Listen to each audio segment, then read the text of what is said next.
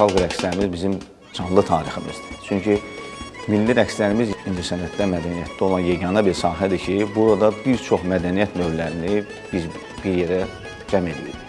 Milli geyimlərimizi, musiqilərimizi, rəqslərimizi, folklorumuzu. Ulu Öndər hakimiyyətə gəldiyi ilk günlərdən xoreografiya böyük önəm verir. Hər zaman bizim milli rəqslərimizə diqqət yetirdi. Biz rəqslərimizə baxanda bizim Azərbaycan kişisinin igidliyini, mərdliyini, vətən sevgisini görürük. Xanımların rəqslərinə baxanda biz xanımlarımızın necə namuslu, ismətli, zərif olduqlarını görürük.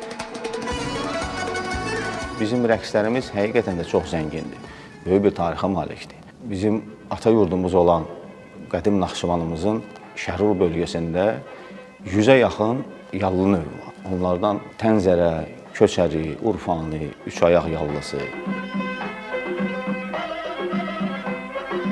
Yallı rəqsi sıx şəkildə çiyin-çiyinə duraraq sanki dağ silsilələrini xatırladan bir şəkildə ifa olunur. Bir çox alimlərimiz yallı sözünün izahını Sıra dağların ən hündür məkanı olan yal sözü ilə izah etmişlər. Rəqs cərgənin başında duran yallıbaşı tərəfindən idarə olunur. Rəqsin məzmununa və xarakterinə uyğun olaraq yallıbaşının əlində bəzən yaylıq, bəzən çubuq, bəzən isə qılınc olur. Yallı rəqsinin birinci hissəsi əsasən bir neçə addım ataraq, ayağı bəzən tabana və yaxud diz qapağının altına qoyaraq ifa olunur. Azərbaycan türklərinin ən qədim yallılarından olan Köçəri yallısı isə bir neçə addım ataraq sağa və sola yarımçökmə halında döymə hərəkətini edərək ifa olunur. Köçəri yallısı iki mənada izah olunur. Həm qoç ərlər, musiqini dinlədikdə biz musiqidə bir igidlik, bir cəsurluq görürük.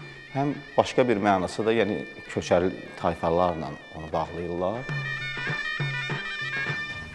Bildiyimiz kimi 2018-ci ildə Azərbaycan xalqının ən qədim rəqs nümunələri olan Köçəri və Təncərə yallıları UNESCO-nun siyahısına daxil olundu və bu bizim rəqs sənəti üçün böyük bir uğurdur.